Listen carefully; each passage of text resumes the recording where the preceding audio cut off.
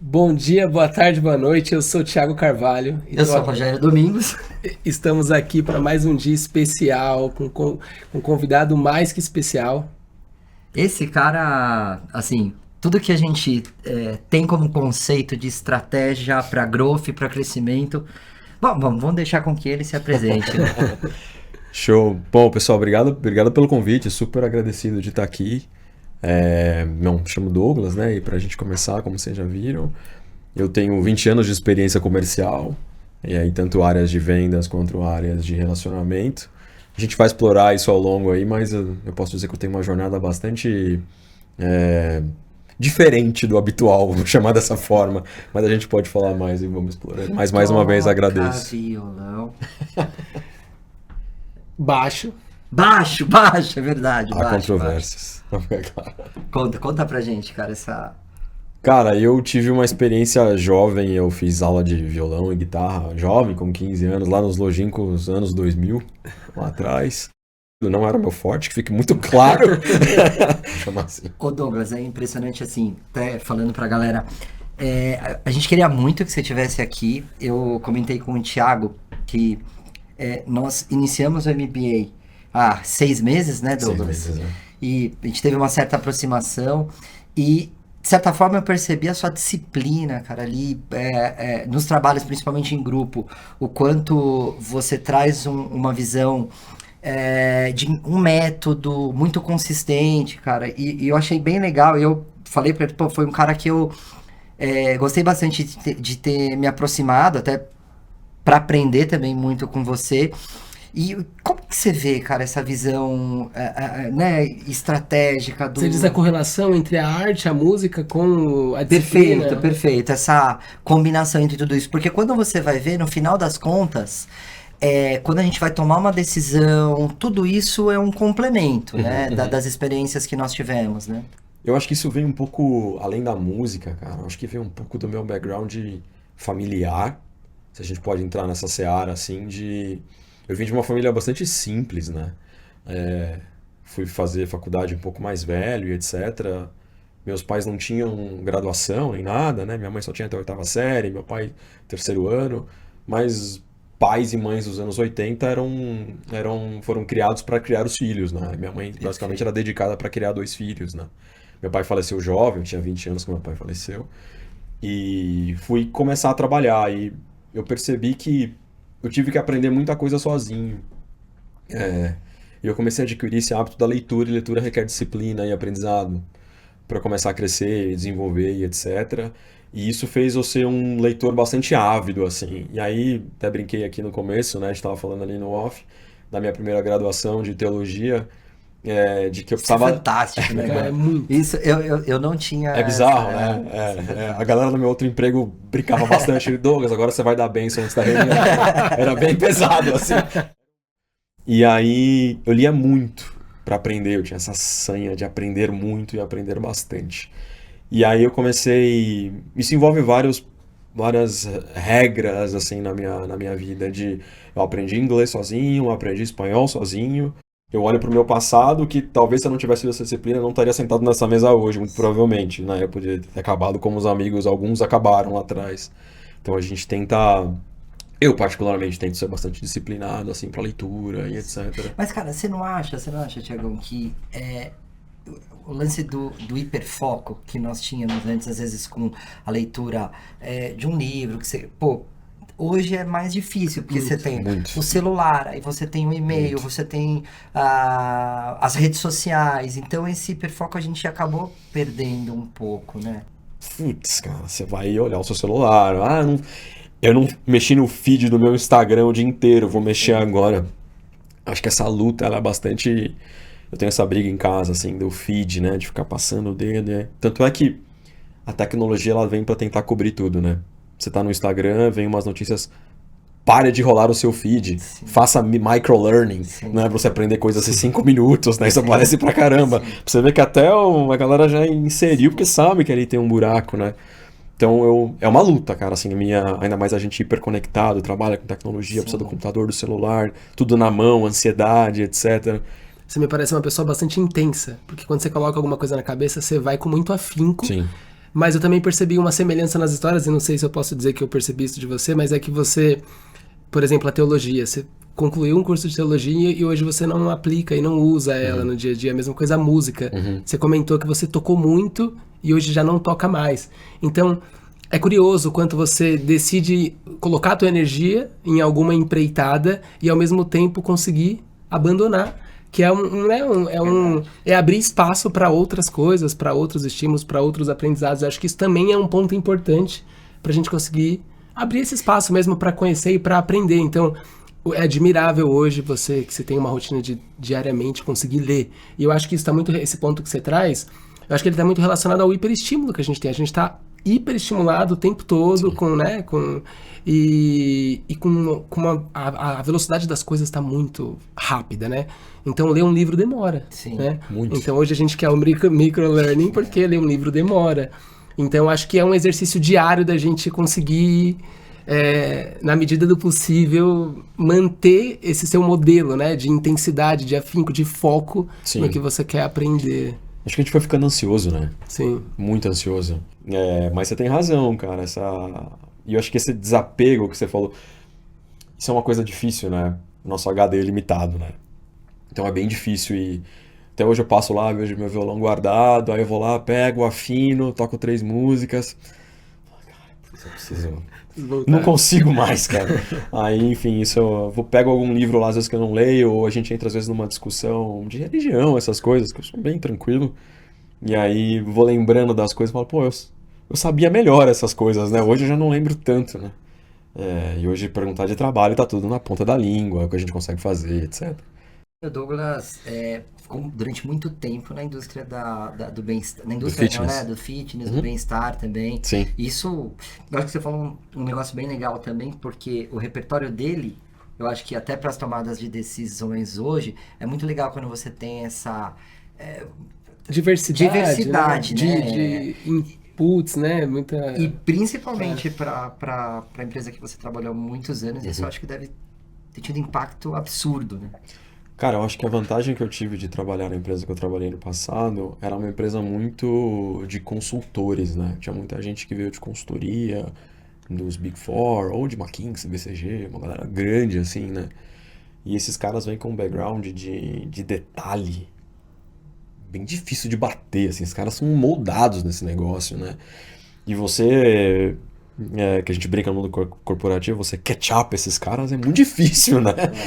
E você precisa ficar encontrando formas aí de conseguir também, eu preciso mostrar meu trabalho, etc. Então acho que isso ajudou muito. E do fitness, cara, foi engraçado, né? O fitness eu comecei a trabalhar em 2010, mais ou menos. Eu lembro que foi algo que caiu um pouco de gaiato, assim. Eu tenho uma... Imagina. Eu tenho uma posição aberta para tocar empresa, né, para ser vendedor de enterprise na Runner Academias. Talvez nem todo mundo saiba, né? Falar nesse nome aí, alguém vai arrepiar os cabelos. Enfim, eu trabalhei lá bastante tempo e eu cresci lá, né, como vendedor, eu fui crescendo como gerente lá, etc. Foi uma experiência bem bacana, sou bastante grato ao que aconteceu lá. E aí continuei nesse mercado por bastante tempo, depois fui trabalhar importando equipamento, etc. Morei fora importando equipamento, foi bem legal, assim, foi uma experiência boa. Depois trabalhei com software de gestão para academia, assim, foi bem específico. Morou fora onde, Douglas? Morei em Boston. Numa cidade do lado chamava Milford, na verdade. Na época eu importava um equipamento que chamava Cybex. Ele era muito conhecido pela biomecânica e etc. E na época eu trabalhava junto com um amigo, o escritório era em Moema, e ele falou assim, cara... E a gente estava aumentando a operação, vendendo bem pra caramba na época, e aí eu lembro que a operação queria que a gente fosse pra lá, a gente foi pra conhecer o negócio. E aí tinha um buraco grande do meu inglês nessa época também, né, que a gente começou a falar muito com... Na época era uma empresa de capital fechado, então eu fazia reunião com o CEO, quer dizer, eu tava na sala do CEO, do CMO, do CRO na época, né? Eu tava ali e eu falava, cara, assim, não entendo nada que esses caras falam, assim, não consigo me comunicar, ficava muito bravo, né? Enfim, depois isso andou bem. E aí eu morei nessa cidadezinha chamava Milford. A gente ficava num hotel que tinha numa rede e aí a gente ia pra Boston. Eu fiquei ali um tempo. Deu um gás no inglês, sem dúvida, dá um push, né? Depois eu trabalhei um pouco também com software de gestão nesse mesmo caminho, né? Mas eu e um amigo de faculdade tentamos trazer uma pro Brasil para representar os caras. Não foi muito pra frente, assim, na época. E aí eu entrei na empresa que eu tava anteriormente e fiquei quase 8 anos, né? Olhando muito para isso. Mas ela era uma empresa inserida no fitness, mas ela também era uma empresa inserida no enterprise. Era mais enterprise, sem dúvida. Porque até nas conversas que a gente teve, cara, assim, eu vejo uma característica muito forte de intraempreendedorismo no Douglas. Assim, nas empresas que você trabalhou, você, cara, teve projetos que você levantou que depois viraram produtos, sim. Enfim... Ele tem um... Conta pra gente isso. Na empresa anterior, a gente tinha... Era uma empresa crescendo muito, né? E a gente tinha uns projetos para conseguir capturar parceiro. Então você tem várias formas. Pode ser full digital, você pode ser com times de inside sales, tem vários formatos que você pode fazer, né? E a gente tinha um time de inside sales que ele tem um limite humano do quanto que ele consegue trazer, né? E eu lembro que na época o meu chefe falou assim, cara, a gente tem um projeto aqui que chama Self-Sign-Up. Então, os parceiros vão tentar entrar, se cadastrar. Só que assim, ninguém quer pôr a mão nesse negócio. E você sabe que aqui você precisa primeiro fazer e depois você prova o valor, né? Você toca. Eu falei, bicho, vambora tocar esse negócio, né? E aí a gente começou fazendo o Self-Sign-Up, foi engraçado. Ele ele começou com o Google Forms. Aí ele virou um Typeform. Sim. Ele era quase... Engasgou aí, Thiago. Não é. Ele engasgou sim. Desculpa, Douglas. Engasgou. Não foi. Eu bebi água pra não engasgar. Ele corta lá depois dessa parte. Ele volta. Desculpa, volta. Que é isso, tranquilo. Deu uma engasgada. Depois um Typeform. Não, eu conto de novo. Aí, enfim. Aí na época ele deu esse desafio pra gente pra colocar esse projeto de pé, né? Na época eu tava buscando uma promoção e etc. Eu já tinha um time Latinoamérica. Ele falou assim, cara, coloca esse projeto de pé que eu acho que tem um potencial grande de promoção e etc. Aí começou um negócio super manualizado, vamos chamar assim, né? Typeform, planilha, Google Spreadsheets. E aí fazia conectar com outros softwares de conexão que tinha na época. Começamos o primeiro mês 800 parceiros, depois 2.000 parceiros, 3.000 parceiros, 4.000 parceiros, além do que o time trazia, isso trazia, né, adicional. E isso aí passou a ser o grosso do volume, né, no curto prazo, trouxe um baita valor para isso, aí a companhia falou, pô, vamos produtar essa bagaça que tem muito resultado. E aí esse foi o alavancador da minha promoção na época, porque a gente começou a trazer 10, 15 mil parceiros globalmente através dessa plataforma por trimestre, no touch, basicamente. Uau. E aí foi um negócio que avançou pra caramba, e aí, enfim, depois vieram outros projetos, enfim, mas eu gosto muito desses projetos que você coloca e começo, meio e fim, você entrega. Isso envolve muito na construção de área que eu tenho hoje na empresa que eu tô, né? De construir do zero. E é um pouco, esse projeto foi um desses caminhos. Até na época que eu entrei na empresa anterior e tinha esse projeto, era um negócio pequenininho, e a gente começou cada vendedor trazer, sei lá, 50, 60 parceiros por trimestre, começaram a trazer 200 por trimestre. Aí envolve tecnologia, né? Software de gestão, CRM, sim, campanha, régua de relacionamento, jornada, tudo isso precisa estar conectado, onboarding de qualidade, etc. Tudo isso se conecta para você conseguir criar um pilar bastante grande de parceria e etc, né? Então, um pouco desse caminho lá na empresa anterior foi bem legal, assim, essa experiência me marcou bem, me desenvolveu bastante, assim, então sou bem grato. Tá um pouco relacionado ao que você comentou, né? De primeiro aprender fazendo e depois profissionalizar e organizar. E acho que isso também, esse lance de... É difícil a gente encontrar uma pessoa, por exemplo, quem fala inglês aprendendo na raça, né? Que a gente fala. Normalmente não é bom em gramática, não sabe escrever. Uhum. Então acho que essa combustão entre vamos testar, isso dá flexibilidade para você começar. A gente sempre fala, né? O feito é melhor que o perfeito. Porque te permite começar e depois aprimorando e corrigindo as arestas. Isso também é importante porque você volta e profissionaliza o que você aprendeu. Porque às vezes quando a pessoa é muito processual e às vezes muito da metodologia as coisas não caminham tanto. Quando você tem esse espírito de vamos fazer e depois a gente volta e corrige, isso é uma combustão que não tem fim. E eu sei provavelmente da empresa que você está falando e eu sei o resultado que tem, inclusive até hoje, o sucesso que é para essa... Você usa? Eu uso até hoje. Eu costumo brincar que a gente tem o famoso onboarding, né? Que é algo que você está fazendo para começar, e eu brinco que a gente está no on-doing. Você já entra fazendo. Você não tem muito tempo, né? Você já entra executando e colocando de pé, e vai errando, vai acertando, e sofre, chora, e arruma, e vai embora, né? E esse negócio do inglês é engraçado, que você só vê o quanto você não fala a hora que te colocam numa reunião que você tem que falar, né? Fala aí, cara. Cara, não conjuga o verbo direito, é um show de horror, assim, né? Enfim, e você vai aprendendo ao longo do tempo, e a exposição vai te dando pista pra você aprender. Eu tenho um amigo que a gente brinca, a gente mais ou menos no mesmo bairro ali, e a gente fala, cara, uma vez que a gente viveu na escassez, você nunca mais quer viver na escassez de novo, né? Então você sabe o que tá em jogo no que você tá fazendo, né?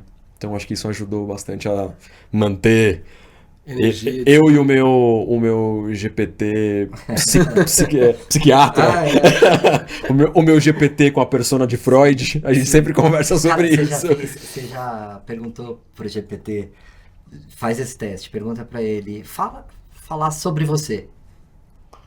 Porque tem vários prompts que você vai dando, ele vai guardando ali na memória. Sim. Cara, faz isso que você vai se surpreender. Eu acho que é melhor não, senão eu vou deletar esse Provavelmente ninguém te conhece tão bem quanto o meu GPT. Seu eu acho que se eu perder meu login, eu acho que eu morro. Cara, tem um negócio engraçado, né? Você quer conhecer alguém, ver as pesquisas que ele faz no Google, né? Ah, é? Você faz sozinho, escondido, na sua intimidade, né? O que você pesquisa? Ninguém sabe. Às vezes você quer só ter uma curiosidade aleatória. Cara, isso aqui eu nem deveria falar em voz alta, né? Enquanto eu tô pesquisando. Mas eu só quero saber pra tirar essa dúvida. Então, porque né? No fim do dia. Até o GPT, né? Você vê umas coisas e você fala, cara, deixa eu perguntar esse negócio aqui. Você fala, Não, mas o que é deixa legal, eu apagar esse chat. Não, perfeito. E o que é legal é porque depois você pede pra ele gravar na memória. Você também pode fazer isso, né? Pô, grava aí. Depois aí você faz uma pergunta pra ele, ele te traz um contexto bem interessante. Uma coisa que eu achei legal também, Douglas. Cara, quando a gente... growth e crescimento, acho que tanto empresa de pequeno, médio ou grande porte vai estar na pauta de qualquer reunião, né, cara? Que é... Lógico que as grandes, muitas vezes você tem que crescer, aí lá vai prezar mais pela qualidade da venda, tal, tem todo esse... Sim. E você, pra gente, é uma referência, né? Pelas empresas que você passou, pela empresa que você tá hoje. Como que você vê, cara, a questão de growth e de crescimento nas empresas? Eu acho que, cara, depende do mercado que você tá inserido, como você falou, e o tamanho do cliente, né?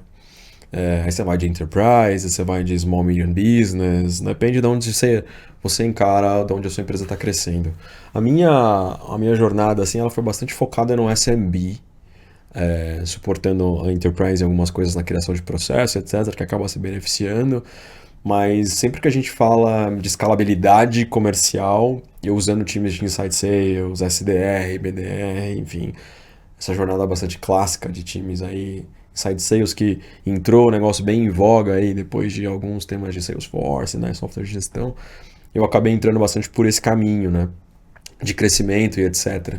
E a cabeça, tem muita literatura que fala sobre aquecimento, sobre enriquecimento de lead, tem um livro que eu gosto bastante do cara do HubSpot, que é o Mark Hubbard, que ele fala... Dá dica lá. Livro The Sales Acceleration Formula, do Mark Hubbard, assim, ele dá um pouco dessa estrutura comercial que você precisa fazer e etc. Então eu lembro quando eu comecei a trabalhar mais envolvido em área... Quando eu entendi que esse era uma habilidade minha no fim do dia, que não era um negócio que eu tinha caído de gaiato. Normalmente quando o cara trabalha na área comercial, ele tá ali porque é o dinheiro rápido. Cara, se eu vender X, eu ganho X. Se eu vender 2X, eu vou gastar 2X. E quando eu vendia peça de carro, era assim, né? Eu falava, vou vender pra caramba e vou ganhar muita grana, né? Enfim, mas aquilo não se sustentava por muito tempo. E aí comecei a ler bastante literatura, tem muitos, né? Tem aquele Receita Previsível, né? Tem bastante coisa. Esse Sales Acceleration Formula, infelizmente não tem em português, mas ele, como o HubSpot cresceu muito, muito rápido, ele tinha muito colaborador, a maioria do colaborador era sales, né? Como é que você consegue gerenciar essa máquina? Então, isso é uma coisa que hoje a gente usa bastante na minha empresa atual, né? Tudo que a gente fala é criar um sales engine, um sales machine o tempo todo, né? Então você não cria só uma máquina de aquisição de coisas. Você tem que criar uma máquina de gestão de gente para adquirir coisas. E aí vai desde o primeiro do começo, como é que você mede performance, como é que você coloca essas pessoas dentro dos quartis de performance, como é que você contrata, desliga, treina, contrata, desliga, aí você gera, retroalimenta a sua máquina de enablement ou de treinamento, né? Enfim, tem muito isso com BPO, tem isso gigantesco, né? Precisa manter uma galera super motivada o tempo todo, treinando sem parar, né? Empresa requisitando, etc. Como é que você faz isso numa máquina também escalável, né? Você treina, então com o enablement, como é que você faz o coaching com os seus coordenadores, gerentes e etc. na tua estrutura comercial. Isso retroalimenta a tua máquina, como é que você sobe a barra, como é que você mede a performance, ao mesmo tempo você vai criando as fundações para a tua área comercial ficar bem estruturada e parruda. Então você quase que cria, isso é um push que eu tenho bastante na empresa atual, como é que você cria uma estrutura plug and play, né? Plug and play. Então hoje eu tenho todo o playbook comercial, óbvio que você vai melhorando isso ao longo do tempo. Desde dados, o que você precisa ter visibilidade lá na ponta, né? Então eu preciso garantir que o meu vendedor lá na ponta, todo dia que ele acorda, ele sabe o que aconteceu ontem e o que ele precisa fazer hoje.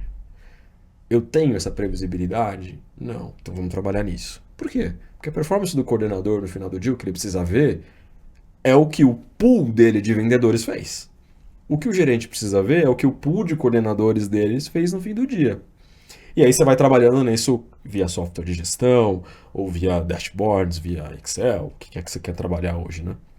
E aí você vai plugando o seu produto e vai construindo isso. Existem hoje, cara, posso listar milhares de metodologias para fazer um negócio desse. Uma coisa que está andando muito é a cadeira de CRO, né, do Chief Revenue Officer, que é um negócio que eu gosto bastante, leio muito sobre. E cada literatura que você lê, eles têm uma pitadinha diferente de como você estrutura, como é que você cria graus de maturidade para a tua operação, né, e etc. Então, hoje eu estou aqui no básico na minha operação. Cara, eu entrego o resultado à força bruta, muito rudimentar, né, e etc. Como é que eu dou o próximo nível para melhorar a performance e entrega? O próximo nível e o próximo nível.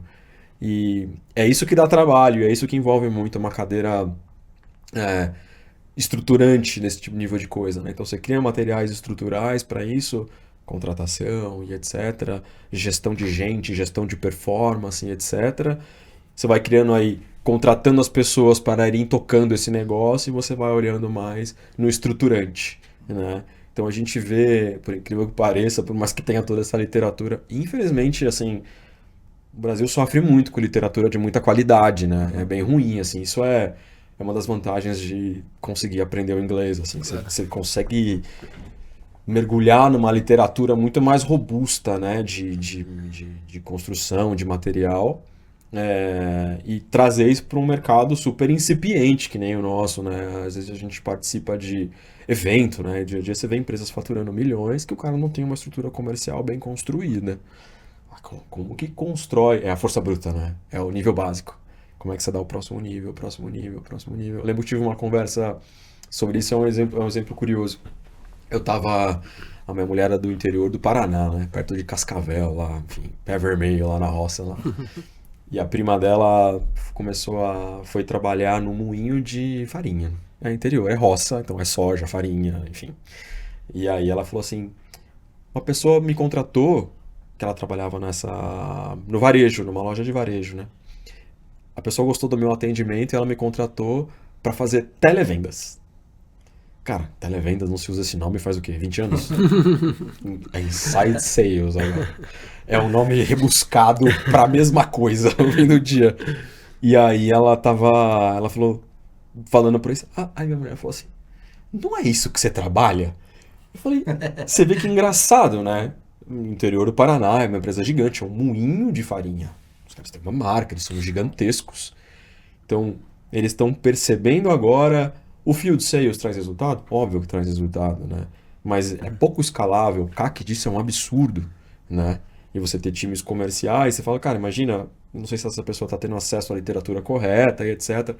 Contratou alguém que nunca vendeu, não sabe usar um Excel, provavelmente. Então você vê que ainda tem muita incipiência no nosso mercado, né? Então tem um potencial brutal para conseguir fazer esse negócio escalar, né? Então essa é basicamente... Eu acho que esse é o ponto que você estava falando, cara. Assim, você estava comentando agora e eu conectei com um tema mais que você falou à frente, que quando você tem um negócio pequeno e você encontra aquele vendedor que tem o dom para fazer aquilo, né? O cara, ele sabe, talvez ele não precisa de uma metodologia, ele sai e vende. Só que isso não é escalável, né? Eu acho que o grande desafio quando você tem uma operação pequena e que você vai escalando e procura replicar aquela pessoa, ela não é perene, você não vai conseguir levar isso muito adiante, a não ser que você estruture esses métodos. E eu acho que tem um ponto que eu não vi você falar ainda, mas que eu acrescentaria, que é cultura, né? Como que esses métodos me ajudam a criar cultura para que todo mundo... A gente tem um case muito legal lá, né? Mas como que a gente tem um modelo para criar essa cultura para que todo mundo pense igual e entenda onde precisa chegar? Eu acho que a grande dificuldade, porque você não vai encontrar uma operação de 1.000, 2.000, 5.000 pessoas que tenham esse tino para venda e que nasçam com esse dom. Sim. Então, acho que isso passa por organizar esses processos pensando na cultura. Então, como que você vê isso? Como que você consegue... Você falou uma palavra que para mim é muito importante no nosso mundo e a gente traz ali para todos os negócios, que é a motivação, né? Mas para além da motivação, cada ser humano, e a gente falou disso um pouquinho aqui agora também, vem com seus estímulos, né? Sim. E com as suas necessidades de complementos, e que são diferentes por si só. Então, Sim. como que você vê isso para dentro de um jogo pré-determinado, de metodologia já desenhada, dar esse conhecimento e tentar implantar essa cultura que vem de você, que está numa área mais estratégica? Cara, esse é um bom ponto, assim, a gente tá bem nesse ponto de virada, assim, na minha empresa atual, que é criar a cultura, né? Dado que a gente está inserido numa empresa gigante, que não era uma empresa com viés comercial, vamos chamar dessa forma, tampouco a área que eu tô inserida, eu acho que eu tenho duas lideranças muito fortes, assim, que batem bastante nisso pra mim, que é criar a cultura comercial, né?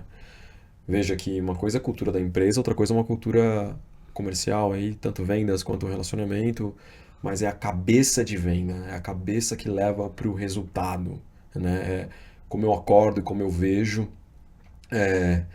E a gente está nesse momento assim de ponto de virada, né? De construir a cultura comercial. Isso virou um projeto, inclusive, de cultura comercial, porque quando você contrata muita gente muito rápido, você traz várias culturas diferentes. Claro. E para essa cultura virar uma bagunça, é muito rápido, né? E para trazer maus hábitos de outras empresas e bons hábitos é muito fácil. Então a gente tem trabalhado para conseguir criar nossa própria cultura comercial, né? Tanto uma cultura de como a gente precisa entender o resultado, quanto uma cultura de celebração, né? Então acho que áreas comerciais precisam celebrar muito. Porque, cara, segunda-feira você bateu a meta, Amanhã. na sexta-feira, na segunda-feira você tá lá de novo fazendo a mesma coisa. É. Quando que você celebra para ter um ponto de ruptura? Ah, celebrei. Animal. Próximo. Vamos lá. Como é que você cria o espaço para o time de venda celebrar? Então a gente passou por esse momento lá de construção de cultura. Foi bem legal, assim, de criação de suporte. Então, como é que você pega a cultura da empresa que já existe e você adiciona elementos que trazem viés comercial de energia, de ownership para algumas coisas, de você... Cara, quando você está vendo que não está funcionando, o que você faz, né? Então a gente passou por isso agora e estamos no momento de rollout agora, né? Como é que a gente coloca esse negócio em prática? Aí você vai lá e coloca os teus embaixadores, né, da cultura e etc. Normalmente a liderança é bem envolvida com isso. E gente que naturalmente já se adaptou. Não, esse aqui é um perfil que eu gosto de se adaptar, né? Então a cultura, a cabeça comercial, ela, é uma cabeça diferente. É uma cabeça otimista. Claro. Eu escuto muito isso da minha liderança. Eu falo, cara, eu gosto que você é sempre otimista. Eu falo, cara... Tô aqui por isso. Senão a gente, né? A gente pode ser realista muitas vezes, né? Mas pra gente conseguir trazer performance, que nem sempre tá legal, né? Você não bate meta todo mês, né? Até gostaria, seria bom. Mas criar o ambiente pra isso. E aí a cultura, cara, não é só a cultura da energia, né? É um pouco da cultura de o que você tem que fazer quando algo acontece. Que é um pouco até do método, né? Então você cria a força bruta. E você aprende a criar um método, que a gente saiu um pouco do que você comentou, o cara que naturalmente fala bem, se desenvolve bem. E eu acho que esse é uma das razões também que eu cheguei onde eu cheguei, para falar bem, me comunicar bem. Isso ajuda, sem dúvida alguma. Mas no meio do caminho você aprende, cara, e o método? E o dado? Hoje é dado, né? data-driven, né? A gente escuta isso o tempo todo, né? Você vai contratar alguém, essa pessoa é meio data-driven, não é data-driven. Você precisa trabalhar nisso, né? Como é que é data-driven? Pô, você fazer uma pivô no Excel lá já funciona bem. A gente brinca, Douglas, lá, que tem a gente brinca de um dos nossos colaboradores, que ele separa a humanidade em duas. Quem tem SQL dentro da base e quem não sabe SQL. O cara é bom, mas não entende o cara nada é de bom. SQL. Esse é um corte bem enviesado, né, cara? Não sabe, não tem conhecimento de SQL. A gente brinca com ele. Ele sabe, né? De que ele vai assistir o podcast, ele sabe. Mas é brincadeira, assim, ele falou isso bastante. Esse é um bom corte. Eu já tô fora, tô do corte errado. Ô Douglas, mas o que é legal, cara, assim, você falou de manter o ambiente porque não é uma ciência exata, você tem um lance que a gente fala que às vezes você tem que estar motivado pela raiva também, de não ter, né, não só pela emoção, mas pela raiva. De como não atingir te motiva, né? Perfeito. E tem a questão, cara, que quando você cria dentro de um ambiente comercial, processos à prova de foco. Sim. Também, né? Porque tem que ter tem que exigir uma disciplina, então é uma combinação de muitos sentimentos que o líder tem que trazer, e para venda, se não tem isso, cara, não rola, não vai, né? Cara, eu acho que tem um negócio assim que tem um meio do caminho, né? Porque assim, você não pode ser tão agressivo que as pessoas trabalhem num ambiente de estabilidade, elas trabalhem por medo, e nem tão soft que elas achem que se elas não ficar batendo a meta várias vezes, tá tudo bem. Você precisa criar um meio do caminho de segurança psicológica hoje em dia, para a pessoa se sentir... Ela pode errar, ela pode não bater 1 ou 2 meses, tá tudo bem. Ou 3, dependendo do que ela tá fazendo, se ela tá entregando. Eu acho que como é que você constrói esse equilíbrio, cara? É um negócio Cara, essa duro, definição assim. é muito boa, né? A questão da segurança psicológica, né? Cara, isso é tão bom, porque isso que você tá falando pra mim é você dá coragem. Isso dá coragem. Porque quando você deixa a pessoa errar, ela faz mais. Sim. Acho que isso está relacionado ao otimismo, né? A pessoa realista, ela tá limitada.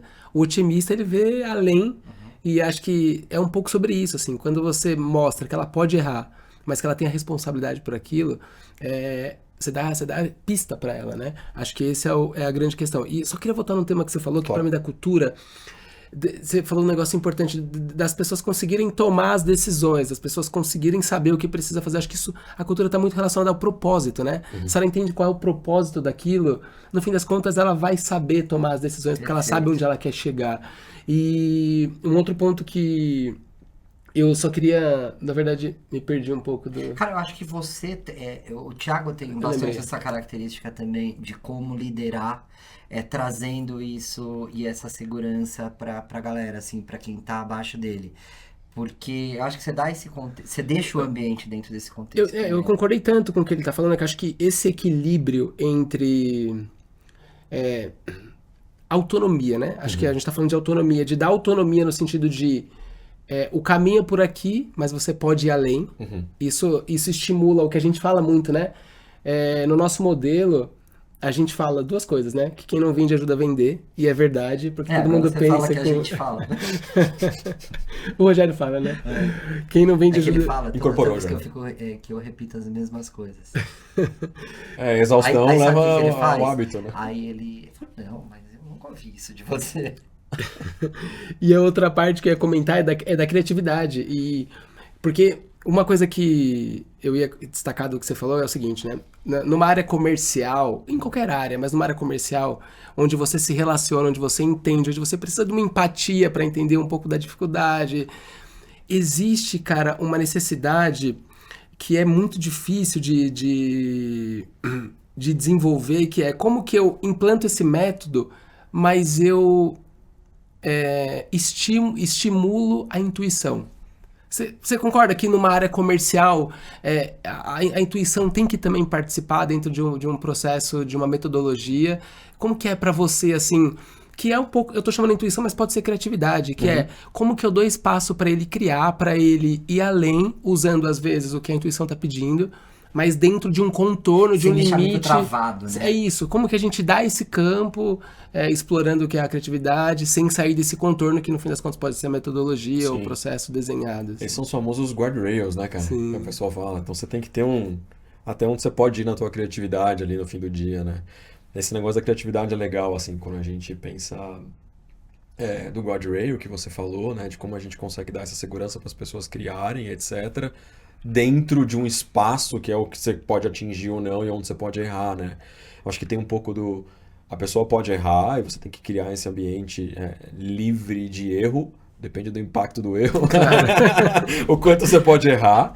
E quando a gente fala, cara, o que é essa criatividade? Um pouco do propósito que você comentou a cultura, ela olha muito para dentro, né?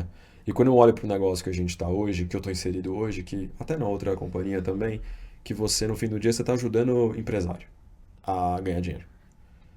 Às vezes é legal você conectar a tua realidade do teu negócio com o empresário, com o seu cliente lá na ponta ou com o seu parceiro, né? Você tá, cara, no fim do dia, às vezes você está ajudando uma família a comer. Que aquele negócio é o ganha-pão daquela família. Eu lembro que tem uma coisa bem curiosa, que a gente foi uma vez para Goiânia capturar parceiro, né? E foi bem engraçado que a gente foi numa sorveteria super familiar. Quem atendeu a gente no caixa foi um moleque de 15 anos, assim, um adolescente. E ele meio desconfiado, né? Não sei o quê. Aí saiu a mãe dele depois, super organizada. Você via do jeito que ela falava, estruturada, e ela vendia sorvete. E ela tava reclamando, porque como é que eu vou criar um cardápio de 150 sabores? E ela realmente tinha tanto sorvete. Tanto sorvete. E a gente depois falou, olha, tenta colocar os seus 10 que você vende melhor, né? Não precisa colocar 150. Eu entendo a sua dor, assim, sabe? Mas o meu ponto aqui cara, do interior, da periferia de Goiânia, assim. E você está ajudando aquela família, através da aplicação que você trabalha, a colocar o ganha-pão dela no fim do dia. Então, como é que você conecta o teu time comercial de cultura? Aí você fala de motivação, de bater meta. Tem que bater meta, vamos adquirir parceiro. Vamos. Mas, ao mesmo tempo, você traz depoimento desses caras para dentro de casa para oxigenar a sua missão lá no fim do dia, né? Aí, sei lá, você tá num evento de resultado, lá o mensal de resultado, você vai lá e traz 2, 3 parceiros, o cara fala, pô, obrigado, comecei na plataforma, incrementei minha receita. Às vezes o cara fala, pô, comprei 50 caixas de pizza, 50 mil caixas de pizza, porque meu negócio cresceu pra caramba. Você fala, pô, é mais legal, né? Não é só você ir lá e chegar, pô, deixa eu ir lá, vou no CRM, coloco as minhas tarefas, que é o... Enfim, meta é rotina no fim do dia. Né? Tem método, né? Enfim, você precisa chegar lá no método, né?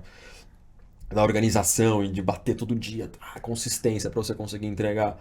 Mas o end goal lá no fim do dia é colocar um cara que performe, que traga resultado para a família dele, etc. Então eu fico bem feliz quando a gente traz esses depoimentos que oxigenam a nossa operação, assim, que melhora a cultura no fim do dia, né? Fala, opa! E é interessante que o Douglas acaba, você transpira isso, aí fazendo uma conexão com o que você trouxe aí no seu histórico. Porque, cara, quando você fala, pô, fiz teologia, Então, eu acho que ele acaba trazendo aquilo que ele... pro modelo de gestão dele, cara. Porque você falando, pô, de ver essa empresária feliz, de ter uma preocupação genuína com relação ao que tá acontecendo com ela. Então, eu acho que tudo isso...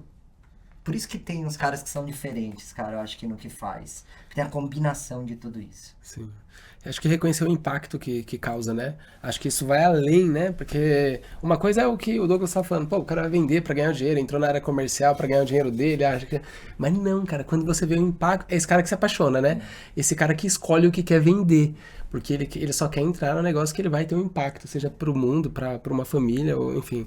Eu acho que isso é muito bonito, né? Eu acho que uma coisa legal que a gente tem na empresa atual também, que a gente consegue, quando a gente entrega, muitas vezes tem muita gente jovem que entra em área comercial, meio perdido, né, como SDR lá na frente, qualificando lead, um negócio super inicial, assim, e às vezes não tem tanta visão de futuro, né, e hoje áreas comerciais são muito bem desenvolvidas em muitas empresas, e onde eu estou hoje, que é uma empresa muito grande, a gente consegue vender isso muito bem, né. Você tem uma jornada, uma pista gigantesca na sua frente, caso você entregue com qualidade, etc, etc. Enfim, você vai se desenvolvendo e buscando aprender, né, e etc. Eu até brinco com o time, cara, se você não tá vendendo, você tem que estar aprendendo a vender melhor, né? Tudo bem, você vai assistir seu Netflix lá, vai dormir, tudo bem. Mas você deveria ler um pouco mais, né? Sim. Enfim, e aprender mais sobre método para você se desenvolver como pessoa, porque tem muita, é o que você comentou do vendedor empírico, né? O cara sabe, ele fala bem, se comunica, as pessoas acreditam. Tem gente que cria uma empatia muito boa, né? Tem um rosto empático, você olha e fala, Sim. pô, esse cara é legal, né? Vou comprar dele. Tchau. Vou comprar Tchau. dele. O que você quer me vender, cara? Vou comprar dele. E nem sempre é assim, né? E eu acho que quando você trabalha com inside sales, você precisa fazer isso pelo telefone. A tua voz precisa vender bem, né? O jeito que você fala, como você vende, como você se comunica, como você estrutura a sua ideia. Muda o jogo. A nossa indústria é muito isso, cara. Exatamente. Exato. Quando você, cara, às vezes você vai fazer monitoria de qualidade, a gente tem o hábito de ouvir ligações para entender. Cara, é impressionante. Impressionante, porque quando você conhece a pessoa pessoal, você vai pessoalmente também, cara, isso Já faz fica todo amigo sentido. antes de conhecer pessoalmente. Você quer conhecer.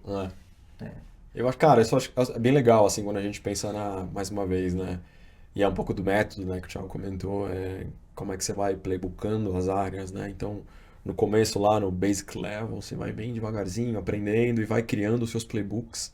E esses playbooks são vivos ao longo do tempo, né? Você vai melhorando o pitch, aprende o discurso, escuta, faz o coaching. Tem plataforma que faz isso pra caramba hoje em dia, né? Tem até plataforma que faz real time, né? Enquanto o vendedor tá vendendo, a plataforma tá escutando e falando, não esquece de falar isso. Sim. Não esquece de falar aquilo. Nós temos. Cara, isso é muito legal. Muito bom, Que é o real time assistant, que a galera usa muito hoje em dia. Sim.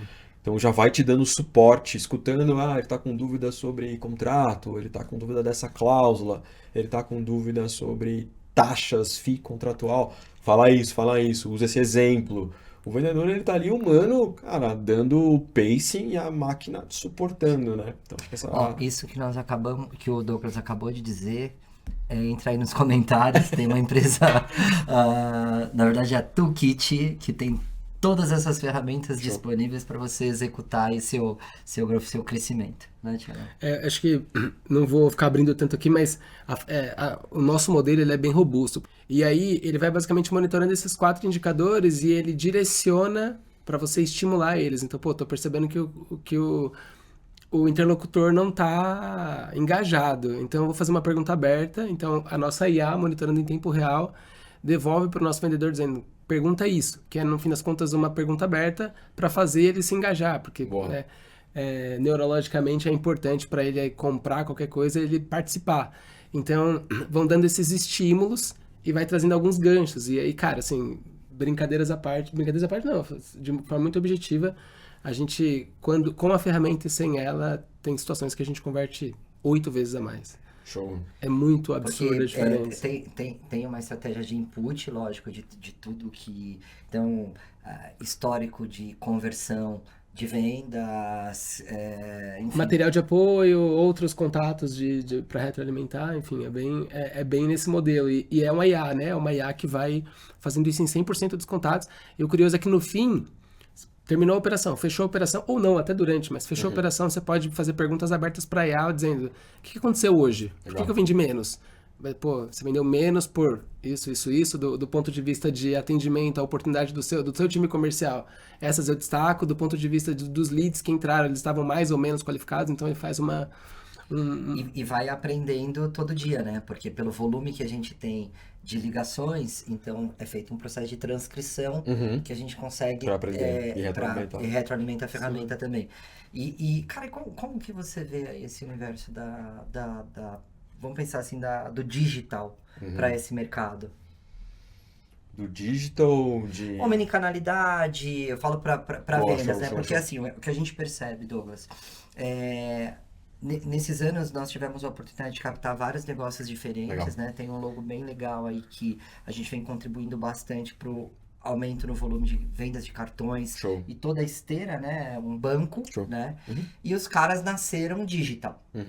Só que nós fizemos todo um processo, o Thiagão que lidera essa frente de desconstrução inicial, que é começando por voz e trazendo para uma esteira digital também. E às vezes entendendo da estratégia mudando, né, Thiago? E a gente percebe hoje, cara, que de certa forma o digital ele favorece bastante para você escalar. Cara, esse é um ponto legal, assim, a gente, dentro da minha estrutura hoje, a gente tem uma área, uma vertical que chama Digital Acquisition, que a gente quando começou, eu lembro que o meu drive para essa área foi, tudo que a gente vende é digital first, vou chamar dessa forma, né? Tudo entra por aqui primeiro, né? E a gente foi descobrindo ao longo do tempo que depende do grau de maturidade da cidade que a gente está trabalhando.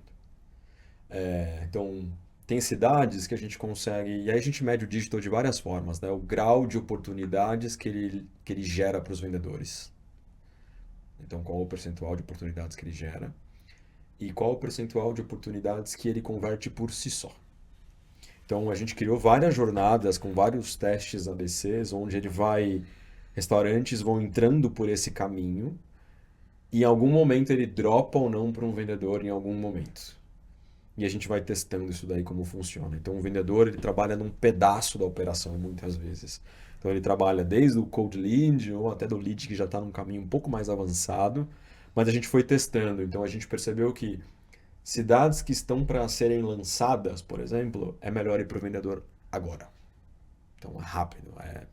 Interessou, vendedor.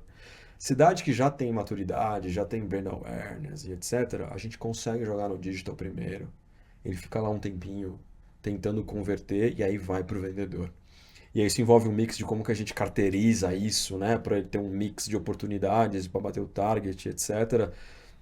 Mas a gente tem cada vez ido muito mais, e aí eu tenho uma área que só cuida do Digital Acquisition, que aí ele vai performando as réguas, isso tanto para sales quanto para farming, que nem sempre você precisa falar com aquela conta o tempo todo.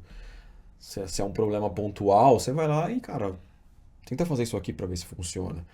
E aí a gente faz uma carteirização bastante inteligente para tentar manter o executivo falando com quem traz GMV no final do dia, né?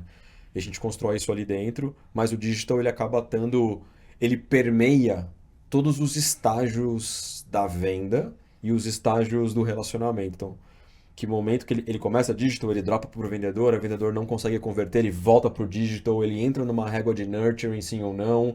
Que hora que a gente desiste desse lead, ele fica lá no nurture infinitamente até a hora que fala, tá bom, vocês me venceram, vai, eu quero, aí dropa pro vendedor. Então a gente tenta construir isso, é óbvio que isso dá trabalho.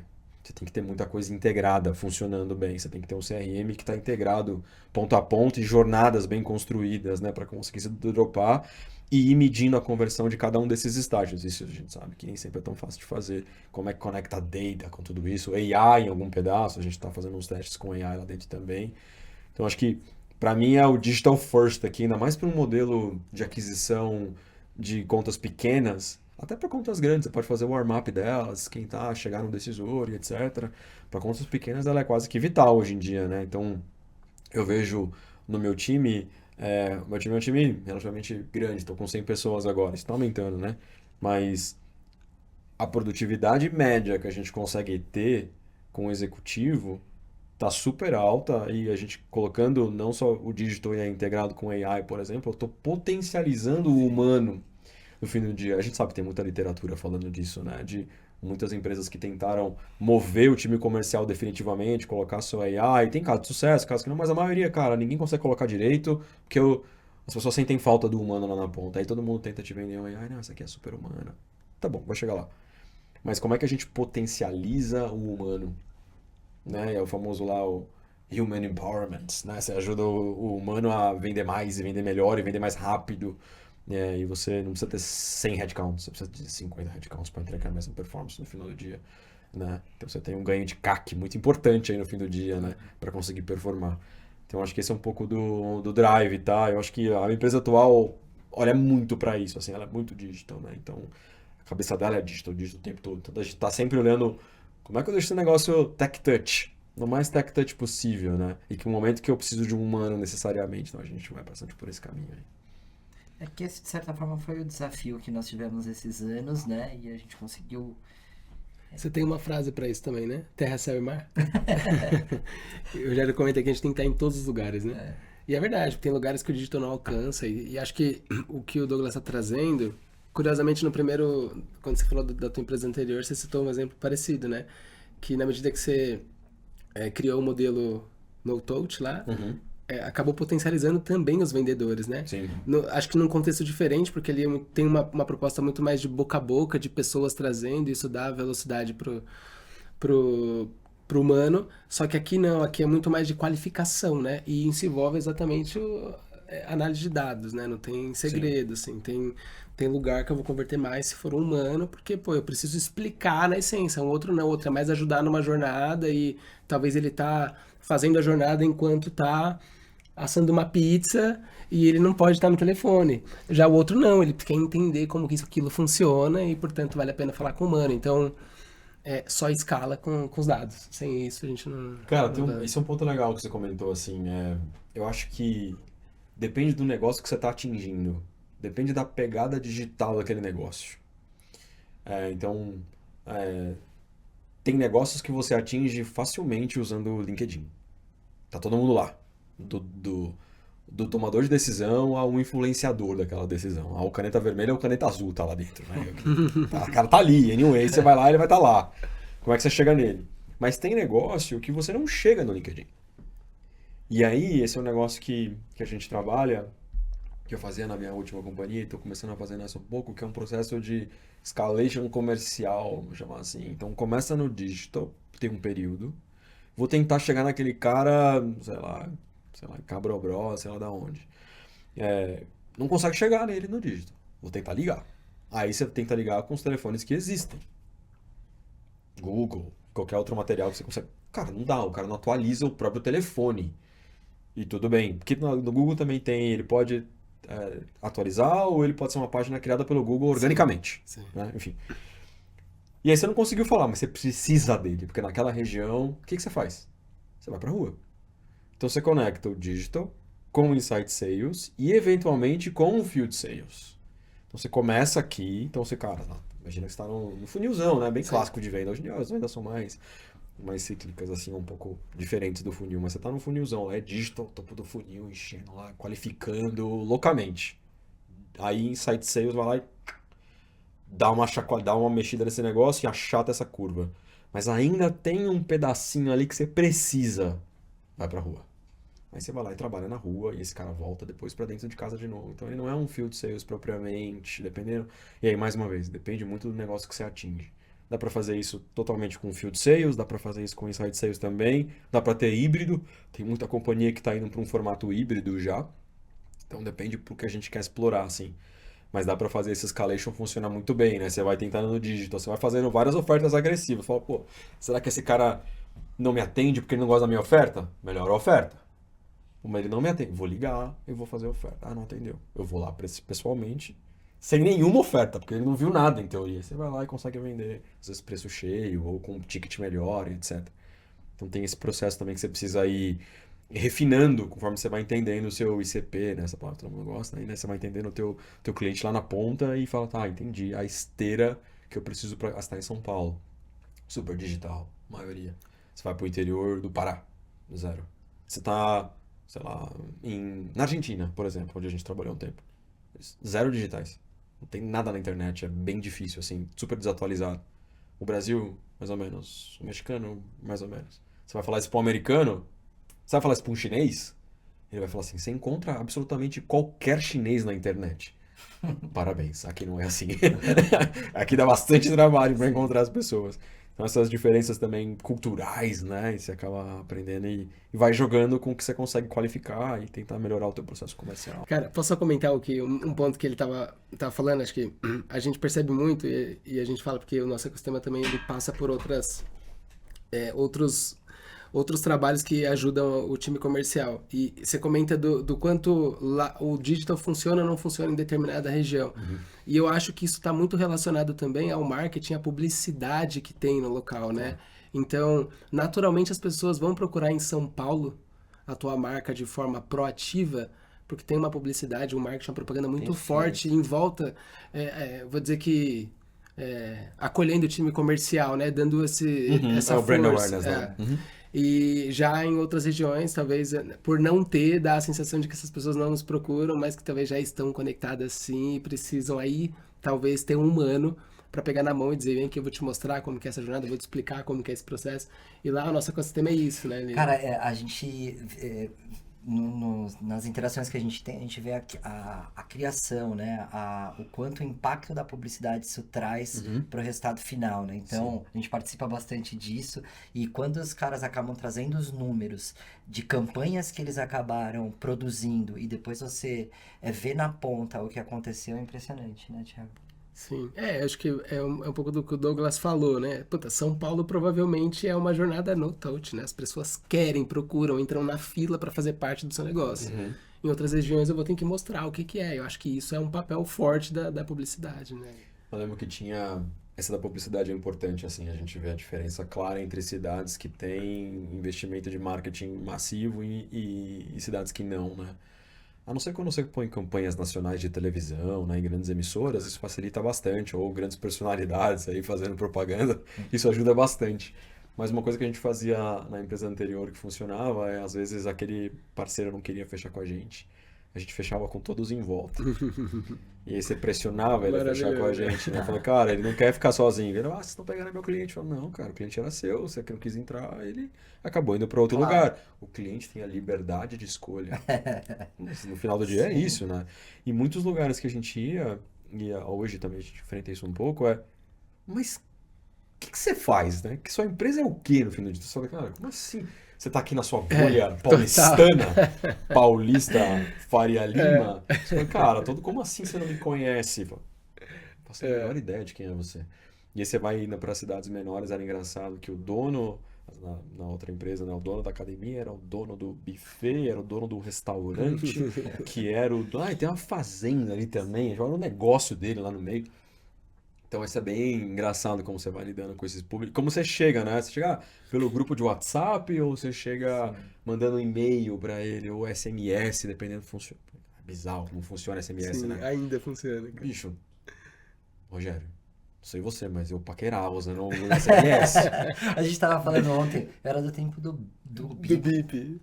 Do bip? Ah, sim! Tinha uns moleques na escola que tinha esse negócio aí, cara. A gente mandava SMS, custava uma fortuna, você colocava crédito, acabava tudo, né? Era bem bizarro. E hoje em dia você manda, tem um efeito até equivalente ao WhatsApp, né? Dependendo do que você vai fazer lá, você vai, sua mensagem ela precisa de reply? Não. Você manda o SMS, é o mesmo click rate, assim. Ontem eu tava tendo uma conversa com o meu time sobre isso, eles me mostrando e custa fração do que custa o WhatsApp. Já move tudo pro SMS. Agora tem aquele RCS, que ele é interativo. Cara, isso é muito legal também. Muito bom. Então a gente tá... Como é que você vai também... Às vezes... Daqui a pouco volta o bip, né? Só que faltava, né? Mas você sabe que o americano é SMS, né? Mas é que eles usam SMS dentro do iMessage. Do iMessage, é diferente, mensagens, né? A gente não usa o iMessage aqui, mas ele funciona super bem. Cara, era constrangedor você ter que ligar para uma central para mandar uma mensagem. Imagina, como é que você tem uma relação com alguém? Fala pra ela. Fala isso. Oi? Aí a pessoa... Aí imagina... O atendente fala, não fala isso não. Você imagina os cases que esses caras tinham, cara. Não, uma pessoa me ligou aqui, ameaçou a outra de morte, sabe? Um negócio assim. Não vou mandar isso não, cara. Sabe? Então, eu acho que como é que você também vai se adaptando, né? Com o SMS ainda válido, século XXI aí, né, cara? Você consegue mandar mensagem de vídeo pra pessoa e, cara, antigamente você tinha lá o telefone da cobrinha, né? Que tinha lanterna.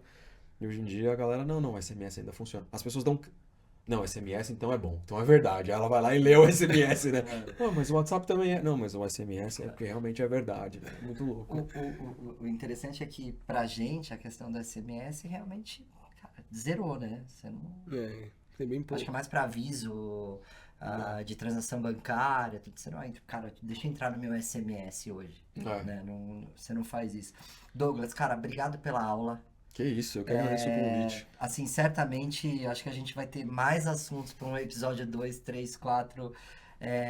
Assim, a gente ficou muito feliz pelo fato de você ter aceito vir gravar com a gente esse podcast. Acho que a gente conclui, né, esse podcast hoje e a nossa recorrência aí serão de 15 em 15 dias, né? Estaremos aí firme e forte de 15 em 15 dias. Motivados. E Douglas, prazer te conhecer, eu não conhecia. Que isso, eu que agradeço. Obrigado pela visita aí, espero que a gente se encontre. E é isso, estaremos aí daqui 15 dias. Cara, brigadão. Fechado, eu que agradeço. Obrigado, gente. Prazer. Valeu. Obrigado.